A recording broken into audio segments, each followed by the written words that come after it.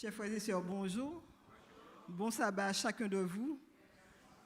Alors que nous sommes dans la maison du Seigneur, je voudrais remercier notre frère qui m'a accueilli à l'entrée. Lorsque j'ai vu le visage, sans être présenté, j'ai compris que c'était le Moulka rouge.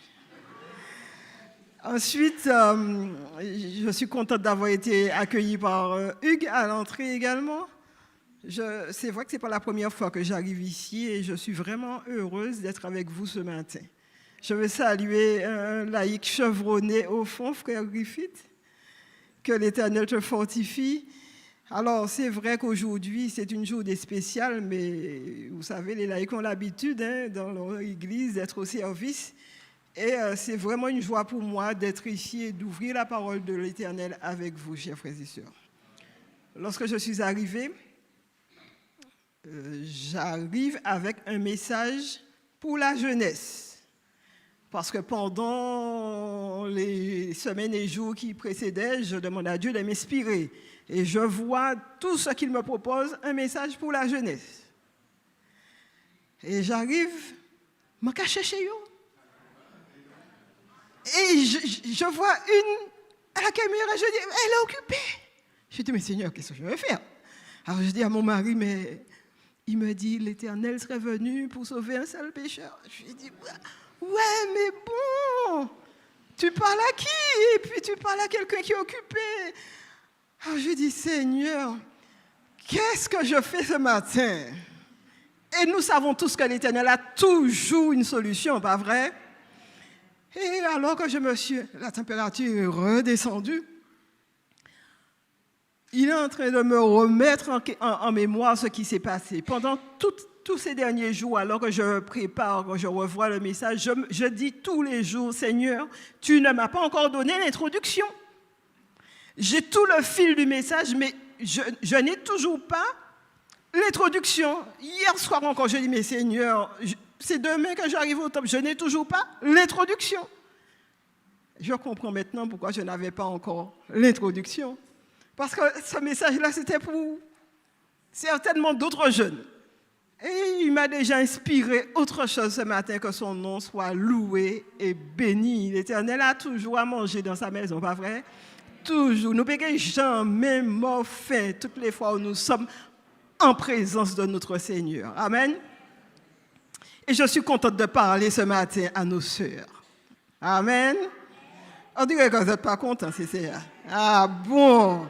Je suis contente de pouvoir parler à nos sœurs ce matin, à défaut de parler aux jeunes. Chères sœurs, je crois que c'est Hugues qui avait un micro. Ce serait bien qu'on ait un petit micro au cas où quelqu'un voudrait répondre, parce que je vais poser des questions à nos sœurs. Alors, chères sœurs, il y a quelques bonnes années de cela, un homme se déplaçait tranquillement et il va dans un bureau, dans une agence de voyage, on va l'appeler ainsi. Dans le temps, ça ne s'appelait pas ainsi. Bon. Et il demande un billet pour son épouse qui va voyager. Jusque-là, c'est normal? Ben oui. L'officier prend note, il regarde les dates, etc. Et puis il dit, voilà, eh bien, elle pourra voyager à telle date, etc. Je vous donne un formulaire. Le voyage va coûter tant. Il y aura des signatures à mettre. Pensez à mettre votre signature. Pensez à faire signer également par vos fils. Et puis ramenez-moi ça au plus tôt. Et il s'en va. Mes sœurs, qu'avez-vous trouvé d'étrange dans cette présentation? Est-ce que vous avez essayé de visualiser la scène? Dites-moi, qu'est-ce que vous avez trouvé d'étrange? Est-ce que quelqu'un veut lever la main, une sœur?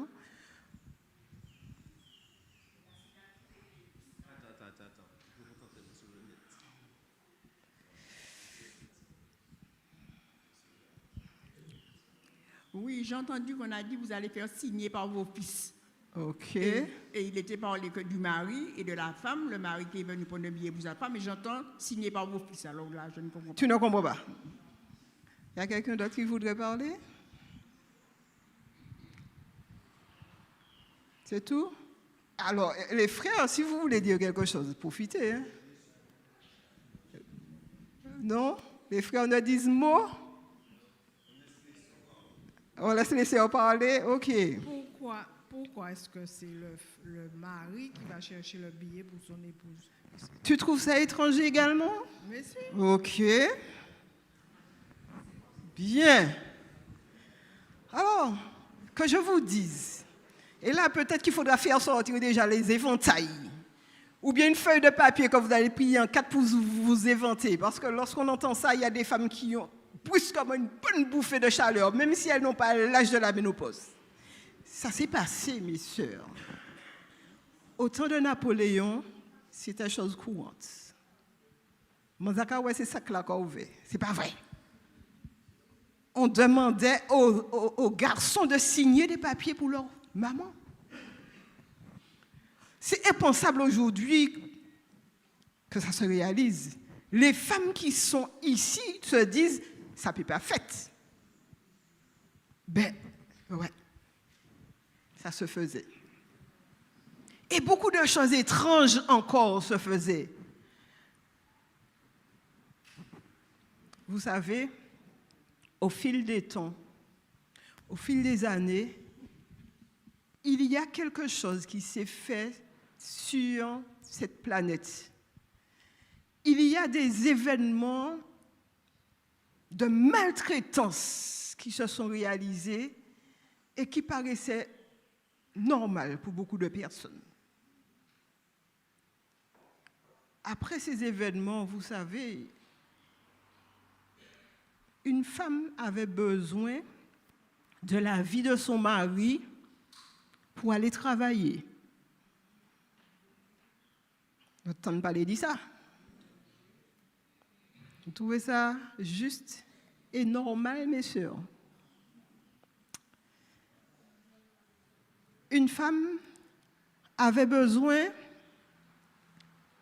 de l'autorisation de son mari pour les différentes choses de la vie.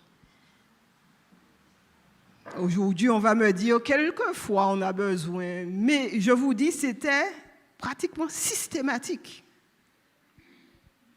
Qui peut me dire quand les femmes ont pu conduire une voiture? Est-ce que vous savez en quelle année? Ceux qui connaissent un petit peu l'histoire? Il y a des choses qu'on préfère oublier, je vous comprends. Hein? Il y a des choses qu'on préférerait oublier. Je vais vous dire une date parce que il y a des commémorations qu'on fait, il y a des choses qu'il faudrait se souvenir. En 1922, les femmes ont pu aller au permis de conduire. Est-ce qu'on se souvient à quelle période les femmes ont pu avoir le droit de vote? 1944 officiellement. OK. Est-ce que vous savez en quelle année une femme a pu exercer officiellement une profession sans demander à son mari son avis et ouvrir un compte bancaire?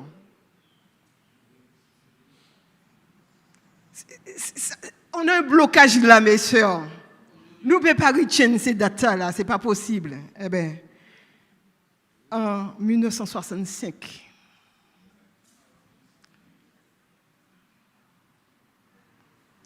vous savez à quelle année les femmes ont pu choisir si elles voulaient avoir un enfant ou pas, prendre une contraception? En 1967. Vous savez en quelle année les femmes ont pu avoir la loi est sortie, mais elle n'est toujours pas appliquée, une égalité salariale? Pas ni longtemps, non? En 2006. Je dis il n'y a pas longtemps, mais jusqu'à aujourd'hui, chers frères et sœurs, il y a des entreprises où pour un même métier, Même diplôme, la femme touche moins que le mari. Messieurs, comment vous ressentez ces choses-là?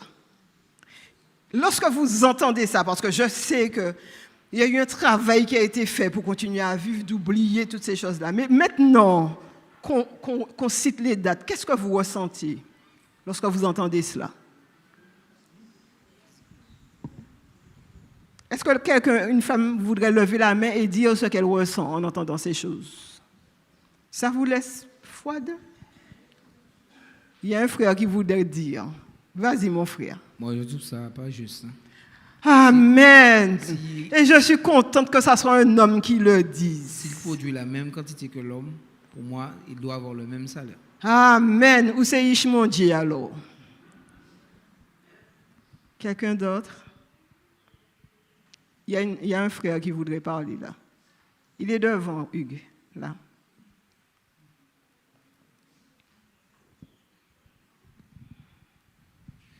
Sans prendre mon cas particulier, j'ai été militaire, j'ai travaillé en préfecture, j'ai rencontré exactement la même chose, inégalité de salaire. J'ai posé la question un jour, on m'a dit tais-toi. Et il n'y a pas même ni besoin de dire aux femmes tais-toi, jusqu'à aujourd'hui les femmes se taisent. Lorsqu'on pose la question qu'est-ce que vous ressentez, on n'a pas de mots, n'est-ce pas messieurs? Ah oui, il y a une intervention. Je dirais un sentiment de frustration parce qu'en fait, femmes, hommes, quand on entame des études comme médecine, infirmier ou autre, on est exposé au même danger. Donc je ne vois pas pourquoi si on est exposé au même danger, on ne peut pas avoir le même salaire. Mm-hmm. Et ça existe, n'est-ce pas? Et c'est la réalité encore aujourd'hui, n'est-ce pas?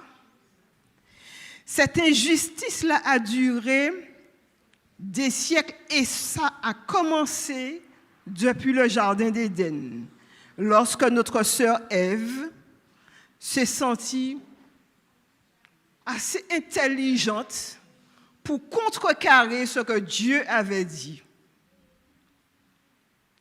Et jusqu'à aujourd'hui, nous payons les pots cassés parce que l'Éternel lui avait dit, vous vous souvenez dans le jardin? Que ton mari, comment? Je n'entends pas. Qu'il va dominer sur toi.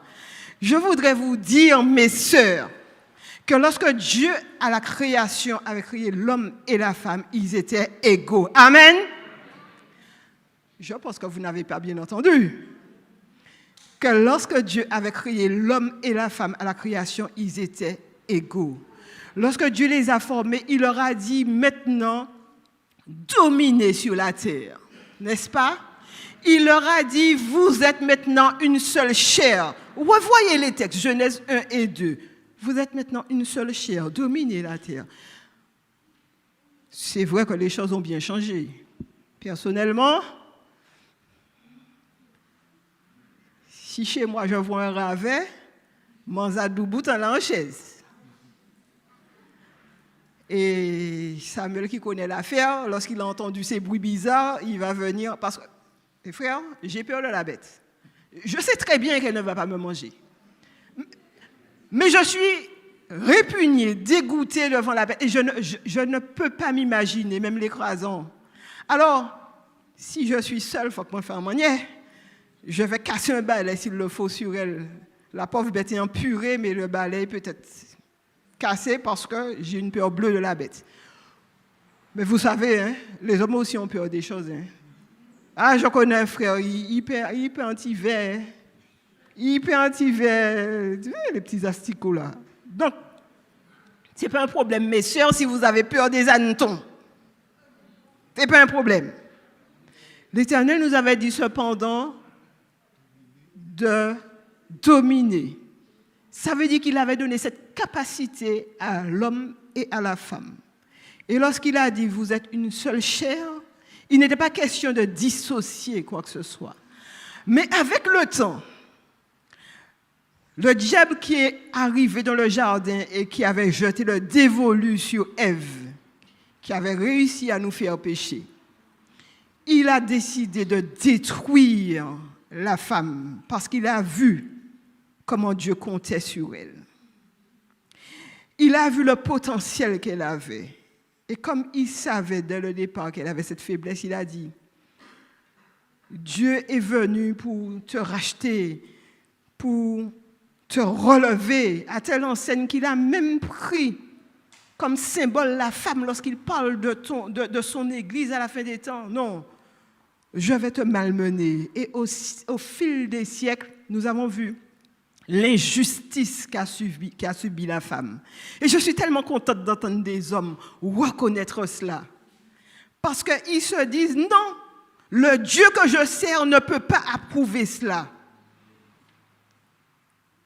Il y a des hommes au sein de leur travail, ils ne comprennent pas pourquoi est-ce qu'on s'acharne sur un travail qui doit être fait par une femme, etc., alors qu'il y aura bien ou d'autres collègues qui n'ont pas qu'à faire comme ça. Ils voient les injustices et ils disent non. Les enfants de Dieu, toutefois où ils voient des injustices, ils disent non. L'Éternel n'approuve pas cela. Et c'est pareil pour les femmes. Je crois que les siècles ont passé et les femmes ont été traumatisées par toutes ces choses qui se sont faites. Jusqu'à aujourd'hui, au sein de nos églises, nous voyons des sœurs qui craignent de faire quelque chose, qui reculent toutes les fois où elles ont quelque chose à faire. Parce que nous avons été pétris dans cette ambiance d'injustice qui nous a dévalorisés, qui nous a fait perdre l'estime de nous-mêmes. Et les frères qui ne sont pas sous la domination du Saint-Esprit en ont profité. Nous voyons des souffrances au sein des églises.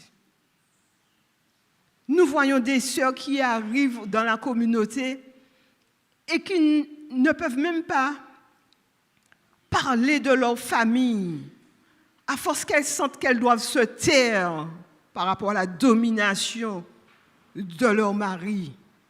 Et pourtant, il est peut-être en chair, peut-être qu'il a des fonctions à l'église, mais parce que même au sein de la communauté, on leur a dit que les femmes doivent garder le silence.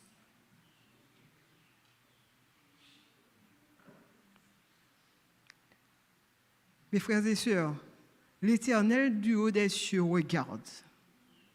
Et il se dit, si vous preniez le temps de lire la Bible, la parole que je vous ai laissée, vous vous serez rendu compte que ce n'est pas de mon plan, que ça n'a rien à voir avec ce que j'ai souhaité pour les femmes dès le départ. Parce que comme je vous ai dit, depuis la Genèse, lorsqu'on lit attentivement, on se rend compte bien que c'est après le péché que ces choses-là ont apparu. Donc si c'est après le péché, nous ne pouvons pas adhérer, n'est-ce pas mes frères et sœurs? C'est que ce n'est pas l'idéal de Dieu. Cette affaire de domination des hommes, c'est après le péché.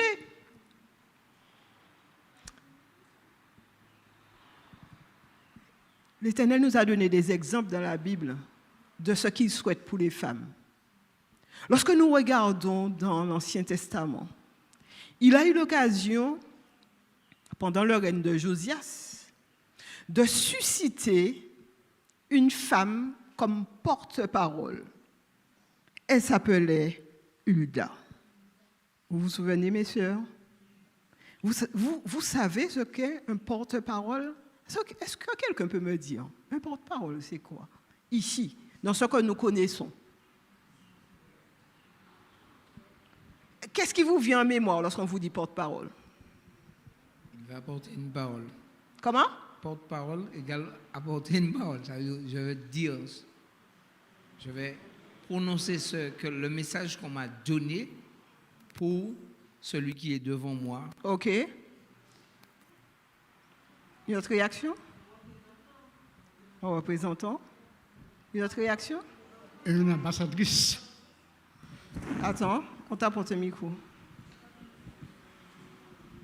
Lorsqu'on est porte-parole, on est représentant. On rapporte pour un groupe ou encore pour une personne. On parle au nom de. OK. Oui. Attends, il y a quelqu'un qui parle au fond. Ambassadrice. Comment?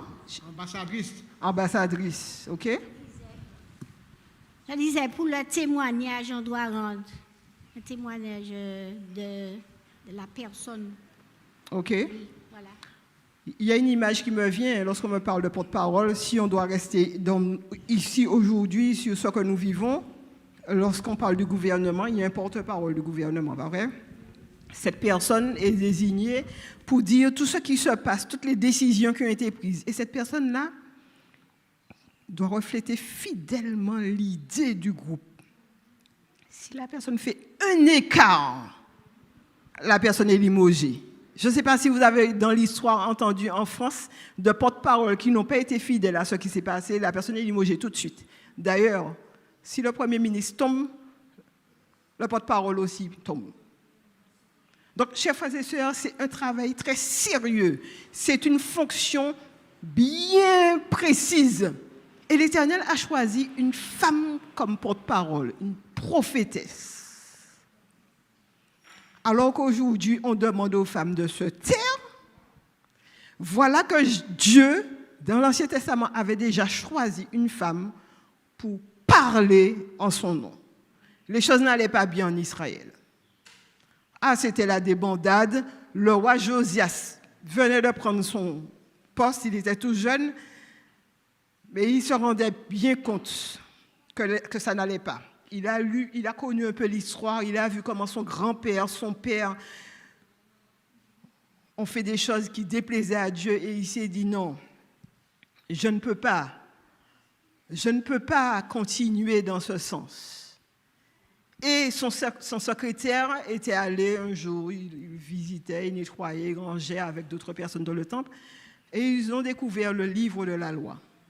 Josias a pris connaissance et voilà qu'il s'est dit, non, c'est ce que je pensais, l'Éternel n'est pas satisfait de la manière dont nous vivons aujourd'hui. Il faut que les choses soient réformées. Mais je voudrais savoir ce qu'il attend de nous aujourd'hui. Je voudrais qu'il nous dise comment faire. Allez consulter l'Éternel pour moi. Et voilà qu'on va vers Hulda, la prophétesse que l'Éternel a choisie.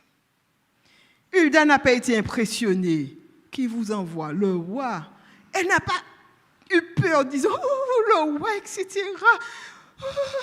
Lorsqu'il saura que c'est une femme qui a parlé, est-ce qu'il sera d'accord avec ce que je vais dire? Elle n'a pas réfléchi à tout cela. Elle a dit au roi, elle a fait savoir au roi exactement ce que l'Éternel avait dit. Qu'il n'était pas satisfait, vous connaissez l'histoire, qu'il allait détruire, qu'il allait envoyer en captivité. En fait, il a donné toute la sentence. Et lorsque ceux qui avaient été envoyés par le roi sont retournés auprès de lui, le roi, il était désolé lorsqu'il s'est rendu compte de ce que l'Éternel avait prévu pour son peuple impénitent. Il n'est pas resté à dire, ah ouais, c'est un madame, quoi. Est-ce qu'elle était bien levée? Est-ce qu'elle n'avait pas ses règles? Est-ce qu'on est sûr de ce qu'elle dit? Il a pris l'information telle et il a dit, il faut que nous corrigions le tir. Chers frères et sœurs, ça s'est passé dans l'Ancien Testament.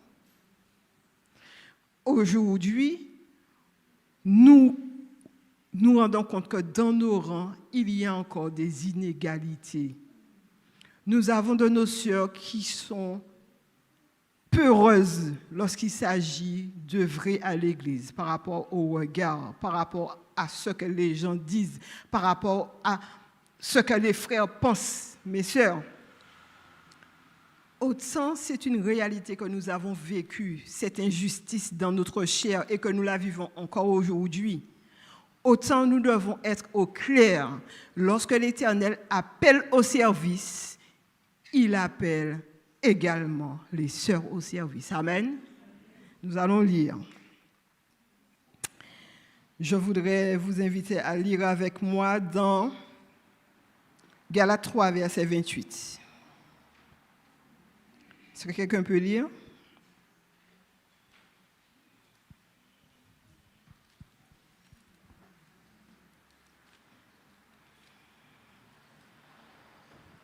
Galates 3, verset 28.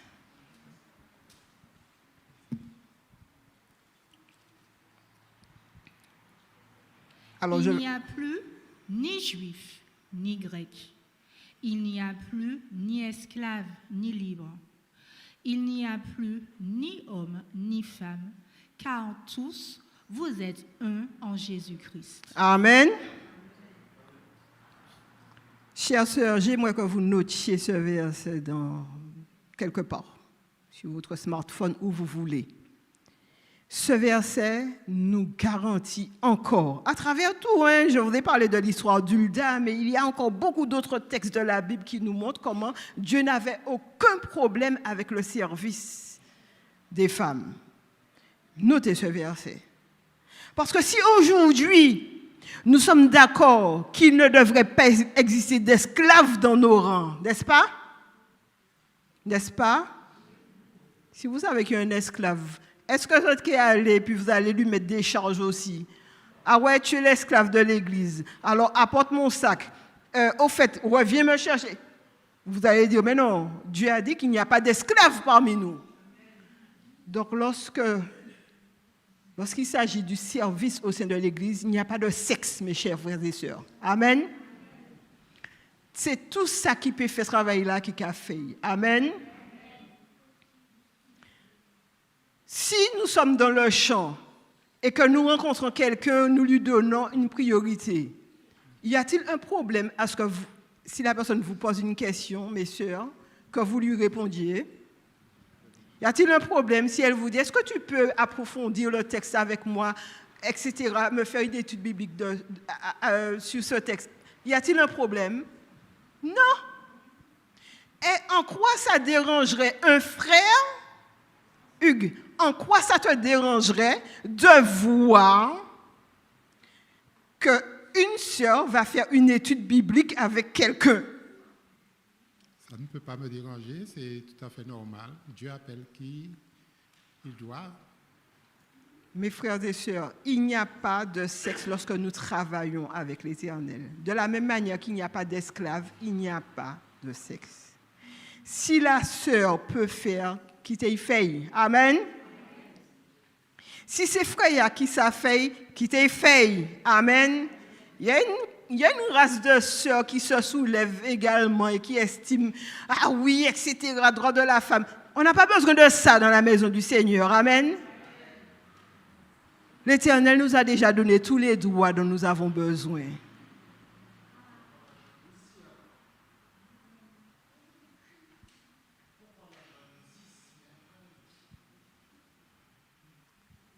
L'Éternel nous a déjà donné tout ce dont nous avons besoin.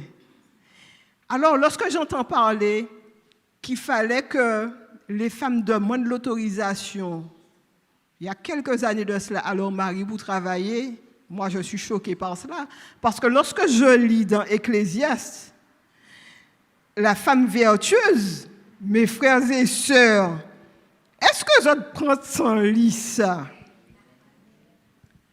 La femme vertueuse était une commerçante qui se déplaçait, il était qu'à faire affaire.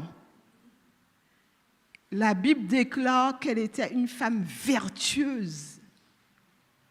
Et des siècles après, on entend dire qu'il fallait qu'une femme demande à son mari l'autorisation d'aller travailler. Mais c'est un scandale. Puisque dans l'Ancien Testament déjà, parce qu'elle était une femme entreprenante, la Bible avait déjà déclaré qu'elle était une femme, pas pour ça seulement, mais entre autres, dans ses fonctions, elle était une femme entreprenante, la Bible avait déjà déclaré qu'elle était une femme vertueuse. C'est pour vous montrer comment le diable a mis la main sur le genre féminin au siècle, pendant les différents siècles qui sont passés. Mais je voudrais que nous nous souvenions, nos sœurs. Mes sœurs, Jésus à la croix nous a libérés de ces chaînes-là. Amen. Le peuple d'Israël dans le temps devait être une lumière qui brille pour les nations. Et les femmes en Israël avaient déjà un statut que les autres femmes n'avaient pas. aujourd'hui, à la lecture de la parole de Dieu, les femmes chrétiennes qui croient en Dieu, qui servent Dieu, doivent être une lumière qui brille dans ce siècle. Amen. Même si les lois ne nous sont pas favorables, même si il y a continuer à voler nous impunément dans le salaire, nous devons être des lumières qui brillent pour le Seigneur. Amen. Ce qu'il attend de nous en particulier, c'est que nous témoignions de son grand nom. Que nous puissions dire haut et fort qu'il est un Dieu juste et droit. Même si nous précisons aux gens, même lorsque vous voyez des injustices sur cette terre, par exemple dans le sort des femmes, notre Dieu est un Dieu juste et il n'approuve pas toutes ces choses qui se passent. Par contre, il a promis de revenir nous chercher, il va nous faire vivre pendant l'éternité dans la droiture, dans la justice, dans la paix. Il peut qu'il y ait affaires. Vous savez déjà, Adam, c'est comme Adam et Ève dans le jardin, l'équilibre va se manifester à nouveau. Amen. Mais en attendant, nous avons encore à lutter. Lorsque nous entendons le verset de référence, comment Dieu appelle au service, nous avons encore à travailler. Mes sœurs, nous avons encore à bouger. Je sais que dans une église, les sœurs travaillent de manière générale. Certes, le premier travail qu'elles ont, c'est au sein des foyers. Et c'est pour cela que moi, je ne comprends pas comment il fut une période de la vie sur cette terre qu'on demandait aux garçons de signer une autorisation pour leur maman. Mes sœurs, les gens viennent connaître baguette là, mon sang bouillit dans mon corps. Parmi nos 3 enfants, j'ai un fils, avec Samuel. Vous imaginez que mon fils, qui va peut-être voir cette vidéo, devait donner une signature. Tiens, mais il est sorti là. Mes sœurs, c'est impensable. Et lorsque je me rends compte que ça existe, je me dis, fiche que le péché nous fait descendre bas. Nous n'avons pas à accepter cela, mes frères et sœurs. Mes sœurs, il nous faut guérir de ces choses-là. Et lorsque nous voyons d'autres injustices qui se font aujourd'hui concernant les femmes, les gens doivent savoir que dans le peuple de Dieu, ça n'a pas cours. Que dans le peuple de Dieu, ça n'est pas normal. Que dans le peuple de Dieu, Dieu n'approuve pas. Mes sœurs, lorsque Dieu appelle au service, si vous savez que c'est vous qui pouvez le faire, allez-y. Vous savez, je ne suis pas de la femme féministe. Je ne suis pas dans ça. Vous savez pourquoi? Parce que je me dis qu'on n'a pas besoin de quotas pour travailler. Une femme sait faire quelque chose, qu'on la laisse faire. C'est un homme qui sait faire, qu'il fasse. Personnellement, je trouve que l'affaire de quotas, ça n'engage que moi, que l'affaire de quotas dessert quelque part la femme. Parce qu'on va se dire, ouais, on est obligé, par exemple dans le cinéma, on est obligé de mettre quelques femmes parce que la loi va nous punir. Ça veut dire que les femmes qui seront là, on aura l'impression que si la loi n'obligeait pas, elles ne seraient peut-être pas là parce qu'elles n'ont pas le talent. Je ne suis pas toujours favorable au quota. Mais je dis, il sait faire, laissez-y faire. C'est l'homme qui sait faire, eh bien qu'on le laisse faire. Chez moi, mon mari s'est fait que je ne vais pas me battre avec lui pour le faire. Hein. Mes amis, ouh, merci Doudou. J'étais au ministère de la Femme une fois à Saint-Joseph et on a préparé un programme. Vous savez, le ministère de la Femme, les gens aiment à dire les femmes entre elles, etc. On fait une réunion, on ne veut voir aucun frère. Alors, en tant que responsable, j'ai dit non. Pour ce programme-là, on devait le faire en nature. On aura les frères avec nous. Ah ouais, mais c'est pas la même chose. Je leur dis non. On aura les frères avec nous. On va réfléchir quelle contribution ils pourront avoir. Et au fil du temps, du programme, on a dit, eh bien, voilà, on va leur demander de faire le repas du midi. Nous serons ensemble depuis le matin, en nature, et on va leur dire de nous rejoindre à midi avec le repas. Ils seront bien contents de voir qu'on ne les a pas mis de côté. Et puis, juste à là, nous qui mangeons. Alors, il y a une soeur qui m'a dit, tu es sûr qu'on va manger? Il m'a dit, mon mari sera dans le groupe, je sais qu'on va manger. Ce n'est pas un cordon bleu comme moi-même, mais nous qui mangeons. Et c'est vrai que le programme a commencé le matin, on a fait nos ateliers, etc. Et midi arrivé, il y a des soeurs qui commencent à être inquiètes. Si moi, ça m'a dit qu'il un sandwich. Mes soeurs, soyez confiantes. Et les frères sont arrivés un peu avant midi. Ils ont dit, nous ne venez pas. Hein. Ils ont organisé la table. Ils ont fait un bel table à nous et puis nous sommes passés à table. Juste à nous, tété douette. Messieurs, le truc était bon. Et puis on demande, mais qui est-ce qui a fait ça? Oh, on ne va pas vous dire. Non. Vous nous avez dit d'apporter le repas, on mange. Il y a une soeur qui a osé dire, on ne sait pas si c'est votre maman. Nous tombons en océan. Nous disons, non, il ne faut pas dire ça. On leur a demandé de venir à midi, on a bien mangé. Et on a terminé l'après-midi comme ça avec nos époux, nos frères, etc. Chers frères et sœurs, l'Éternel nous a créés ensemble. Il voudrait que nous apprenions à œuvrer ensemble. Amen. Qu'on puisse dire, il y a quelque chose à faire. Je pense que c'est frère un tel qui doit le faire. Eh bien oui, frère un tel le fait. Mais si on dit c'est sœur un tel qui va le faire, eh bien que sœur un tel le fasse. Et puis tout le monde a paix. Amen. Cette affaire les femmes doivent se taire dans l'assemblée. Est-ce que vous avez déjà essayé d'imaginer un petit peu, juste imaginer comment ça peut se passer la première partie du programme à l'école du sabbat, sans aucune femme? Vous avez déjà essayé d'imaginer? Mes amis, j'ai l'impression qu'on voit du spectacle. Sans aucune femme pendant un jour, oui, les gens, 2 jours, 3. Frère Kaoui, ça sera top. Et pas, hein? Chacun a sa place, mes frères et sœurs. Chacun apporte une couleur, chacun apporte une saveur, chacun apporte une odeur. Mais tout, c'est pour la gloire de Dieu. Amen. Alors maintenant que l'Éternel appelle au service, il faudrait que nos sœurs arrêtent d'être enfermées dans cette boîte que nous a imposée la société, cette boîte d'injustice qui ne correspond pas du tout au plan de Dieu. Il faudrait que nous apprenions à vivre en tant que chrétiennes, rachetés de l'Éternel, avançant fièrement parce que l'Éternel nous conduit et qu'il a promis de le faire pendant toute notre vie si nous lui faisons confiance. Amen.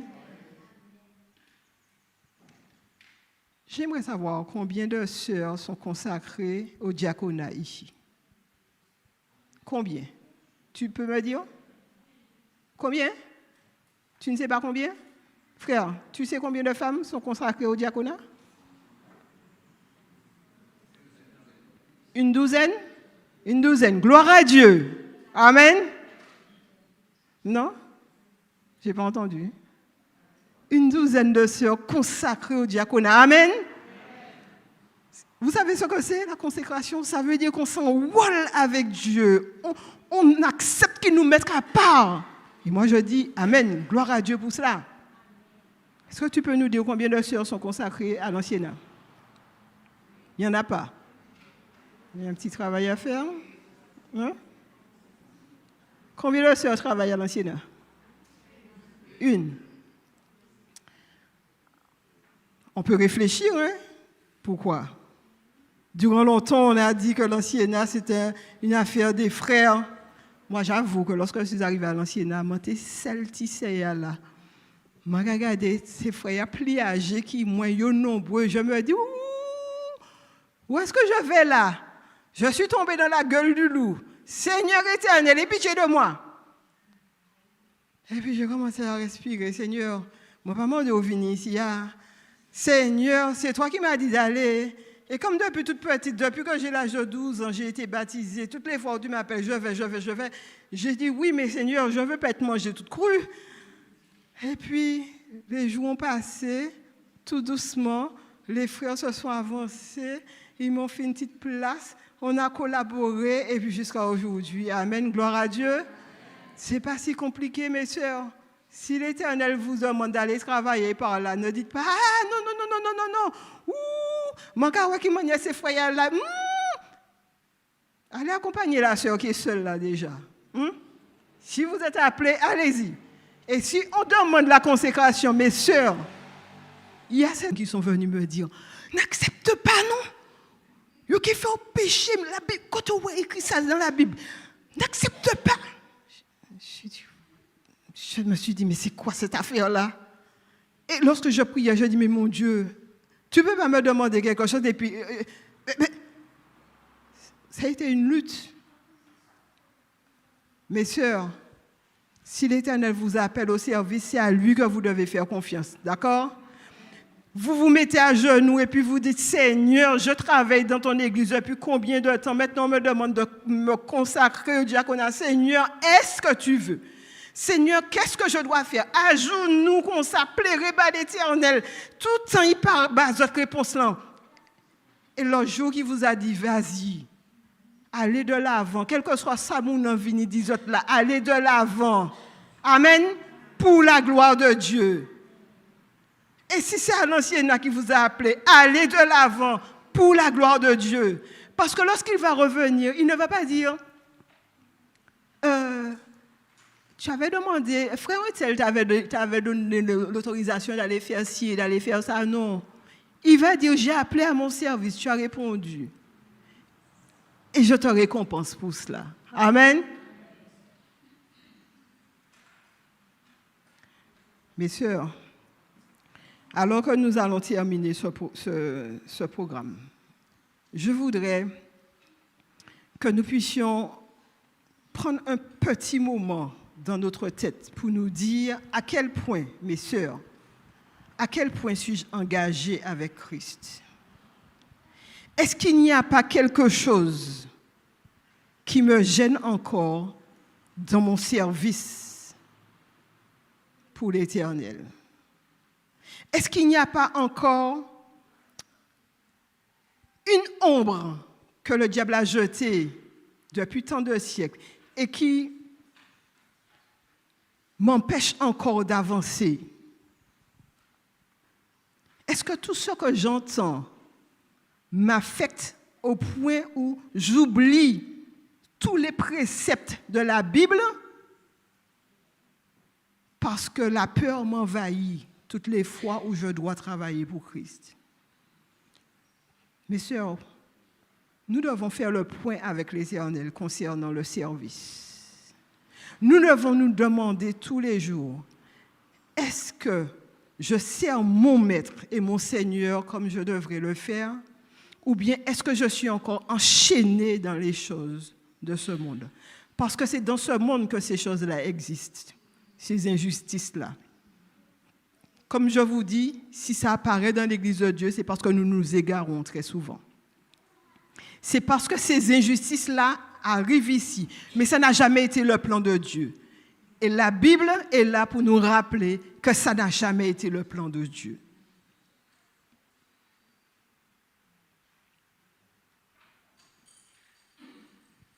Aujourd'hui,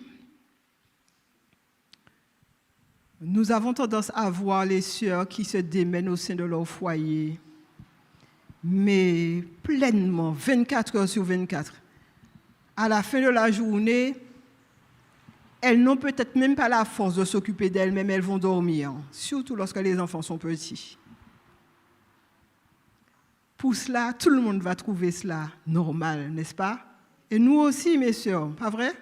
C'est normal. Ce sont nos enfants qui sont sortis de nos entrailles.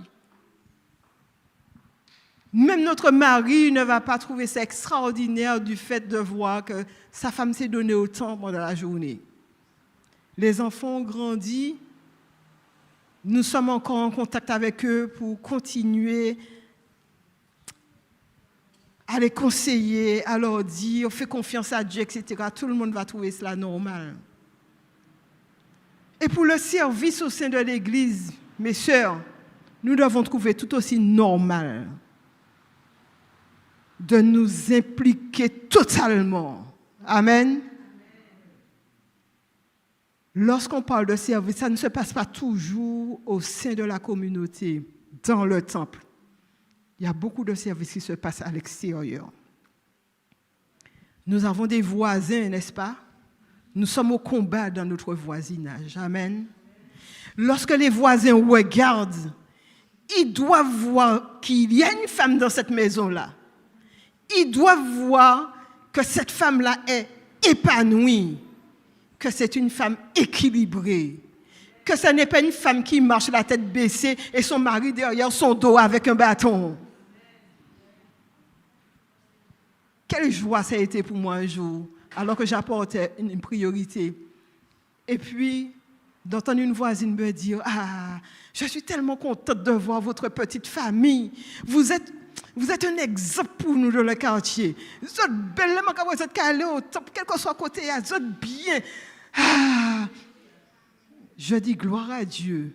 Parce qu'ils n'ont pas vu une femme courbée en deux là. Et puis, parce que mon mari, l'Éternel m'a donné un mari pinzou. Amen. Un mari qui craint l'Éternel. Et je dis gloire à Dieu pour cela. Tous les maris dans les églises du Seigneur devraient être comme ça, mes frères et sœurs. Et il n'a pas fait de moi une femme tyrannique non plus, parce que mon mari m'a déjà dit ça. Hein? Il a parlé d'un gifle qui passait en France, qui a giflé Marie, etc. Je remercie l'Éternel que je ne sois pas dans cette dynamique-là. Comme ça, lorsque les voisins passent, je ne peux pas qu'un Marie qui a passé. Et il y a un check par rapport à Madame Lee. Ça n'existe pas dans le grand des enfants de Dieu. Donc la femme qui craint l'Éternel, dans son voisinage, elle est au travail. Avant de parler, les gens ont déjà vu comment est-ce qu'elle fonctionne avec ses enfants, comment est-ce qu'elle fonctionne avec son époux. Elle est déjà au travail. On n'a pas besoin de dire aux femmes ce qu'elles doivent faire. Ça coule de source.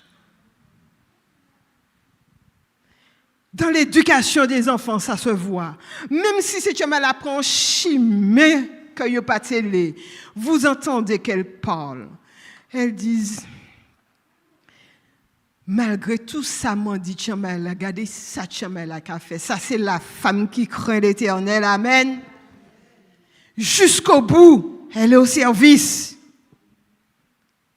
Lorsque je suis au téléphone avec mon fils, avec mes enfants, manque à parler.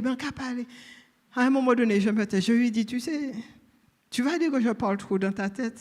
Il a dit, moi non, maman, j'admets, je sais.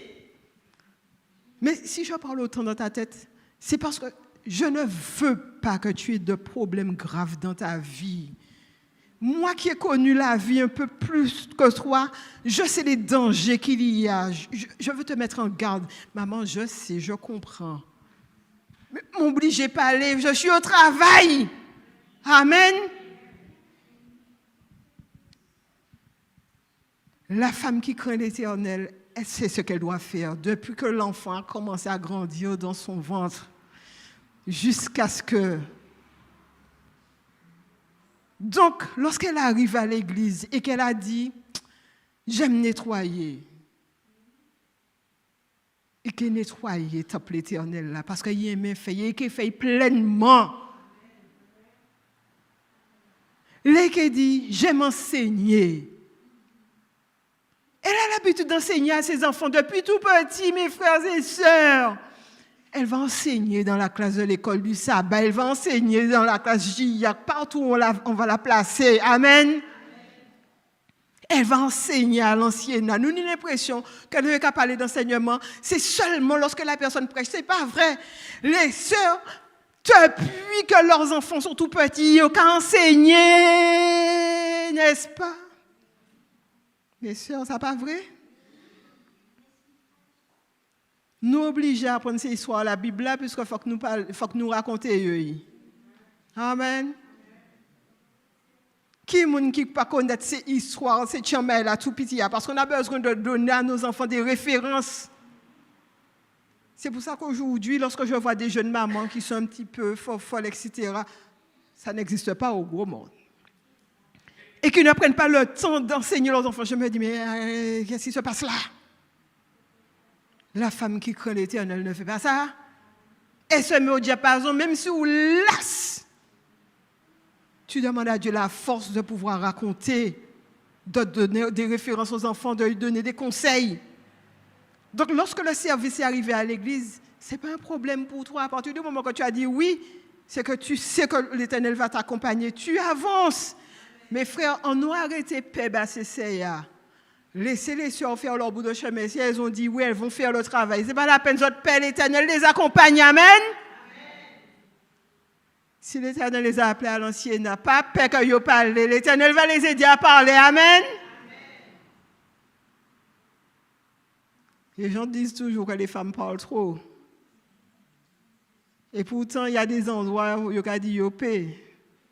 Il y a des endroits où il y a estimé, mais non, il ne pourra pas aller là parce qu'il peut que ça parler. Vous avez vu que c'est bizarre, hein? C'est très ambivalent tout ça. En tout cas, au service, l'Éternel appelle tous, y compris les sœurs. Ça doit être clair pour nous aujourd'hui. Ce verset nous rappelle qu'il n'y a plus ni homme, ni femme, mais sœurs. Écrivez ça quelque part et puis avancez par la grâce de Dieu. Je voudrais que nous ayons un moment de prière, mes sœurs. Je vais inviter les sœurs à venir jusqu'ici avec moi pour nous demander la force et puis courage. Parce que l'injustice n'est pas terminée. Chères sœurs, si l'Éternel a pris comme symbole la femme pour son église, il y a aussi le symbole de la femme pour l'église de Babylone. Hein? Mais nous savons que lorsque l'Éternel prend un symbole, ce n'est pas pour rien. C'est que le diable n'a pas fini de nous attaquer. Les maltraitances ne sont pas terminées concernant les femmes. Mais nous devons avoir cette assurance que nous aurons le soutien de l'Éternel jusqu'au bout. Amen. Jusqu'au bout. Lorsqu'aujourd'hui les gens rechignent à donner un diplôme à une femme pour X raisons et qu'on entend dire que l'Éternel avait déjà choisi une femme comme juge en Israël, nous avons dit faut la terre régresser. Dans le peuple de Dieu, cette régression-là ne devrait pas apparaître. S'il y avait parmi les apôtres des femmes, s'il y avait des femmes parmi les disciples, comment se fait-il aujourd'hui qu'il y ait encore tout ça de paroles bizarres au sein de la communauté, mes frères et sœurs? Que l'Éternel nous soutienne. Je demande à mes sœurs de venir avec moi. Nous allons prier ensemble. Déplacez-vous si vous le pouvez. Et nous allons prier. Je vais demander à la sœur ou au frère responsable du ministère de la femme. Est-ce que je peux voir sa main? De la famille? Non plus? D'accord. Viens. Nous allons prier. La responsable du ministère de la famille va demander une grâce particulière à Dieu pour les sœurs ce matin. Nous n'avons besoin de la force, mon Dieu, parce que les choses ne seront pas simples à cette fin des temps. Mais plus que jamais, l'Éternel a besoin. Il a besoin au service et il a besoin au service tout le monde, y compris les sœurs. Mes sœurs, toutes celles qu'ils peuvent, venez avec nous. Venez. Venez. Amen. Et les veuves aussi sont appelées au service. Parce que même lorsque tu es veuve, ton époux éternel est là auprès de toi. Amen. Ma sœur responsable de la famille, tu as entendu? Demande une grâce particulière à Dieu pour les sœurs de la communauté. Tu veux bien? Alors, y a-t-il d'autres sœurs qui veulent venir avec nous? Nous venons simplement pour réclamer cette force de Dieu. N'hésitez pas à venir, mes sœurs. N'hésitez pas à venir. Vous savez que le service ne se fait pas seulement au sein de la communauté. Depuis la maison, nous sommes au service. Donc, nous avons besoin de sa force également à la maison. Nous avons besoin du soutien de notre Seigneur. Nous avons besoin qu'il nous éclaire, qu'il nous guide. Et je voudrais faire une mise en garde également à nos sœurs. Autant c'est clair et net que l'Éternel appelle les sœurs au service, autant il nous dit qu'il voudrait d'un service convenable. Il y a de nos sœurs qui s'égarent également, et il faut le dire, autant nous allons crier de l'injustice auprès des sœurs, mais comment se fait-il qu'aujourd'hui, au sein du peuple de Dieu, il y ait des sœurs qui aient des tenues si inconvenantes au sein de la communauté? Vous n'êtes pas qu'à voir ça? Ça n'existe pas, mes sœurs. C'est moi seule qui vois ça. Ça qu'a existé, mes sœurs. Dieu nous appelle au service, mais un service convenable. Il nous faut attirer l'attention sur cela également, parce que si nous réclamons la justice, il faut que nous fassions bagarre bien, pour que personne n'ait à nous faire de reproches, et surtout pas notre Père céleste qui est dans le ciel, n'est-ce pas? Il nous a dit d'être habillés de manière décente. Eh bien, que nous le fassions. Pourquoi tous ces vents de maquillage-là qui arrivent au sein du peuple de Dieu? Dieu ne nous a pas créés belles?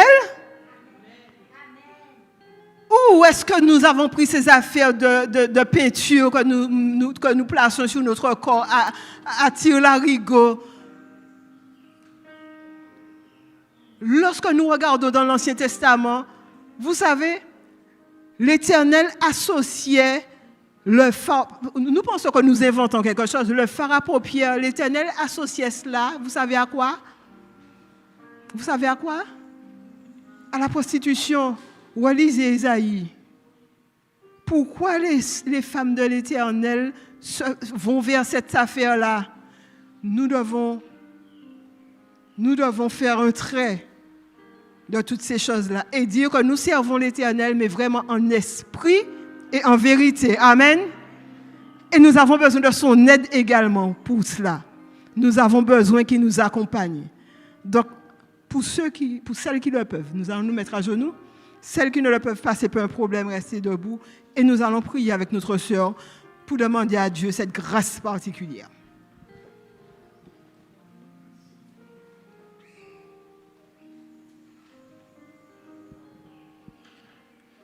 Notre Dieu, notre Père, nous voudrions te remercier de ce que tu fais pour nous en tant que femmes.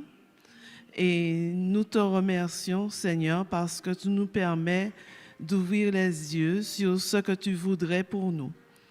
Nous te remercions déjà pour tous les talents, tous les dons que tu as placés en chacune de nous, afin que nous puissions être à ton service. Seigneur, quel que soit ce que nous sommes, que nous soyons des épouses, des mamans simplement, ou de simples femmes célibataires, tu permets, Seigneur, que nous puissions travailler à ta vigne et nous voudrions, Seigneur, le faire comme tu nous le demandes. Mais simplement, nous voudrions que tu nous donnes aussi le courage d'avancer, quelles que soient les remarques que nous allons entendre de ci, de là, et permets, Seigneur, que nous puissions ne regarder qu'à toi afin de pouvoir avancer. Aide-nous aussi afin que nous puissions nous conformer à ce que tu demandes de nous, que nous puissions nous conformer à ta volonté, Seigneur. D'aide nous diriger, bénis chacune des femmes. Nous pensons à la responsable de la fonction du ministère de la Femme, pensons à Simone, puisses-tu lui faire du bien. Et aussi chacune des femmes, fais du bien à chacune plutôt. Et bénis aussi nos familles respectives, nos époux, nos enfants, et fais-leur du bien et que tous nous puissions avoir à cœur de te servir, quel que soit le domaine. Dirige et bénis chacune de nous. Nous avons une pensée pour la sœur Jeanne. Puisses-tu bénir son fils et bénis sa famille. Fais-lui du bien. Nous te prions au nom de Jésus pour ta gloire éternelle. Amen. Merci beaucoup. Nous allons retourner à nos places avec cette assurance que l'Éternel nous conduira. Il a promis de le faire et il est fidèle. Que l'Éternel nous bénisse, mes sœurs, qu'il nous bénisse, mes frères et sœurs, et qu'il nous fasse passer un bon sabbat sous son égide. Amen.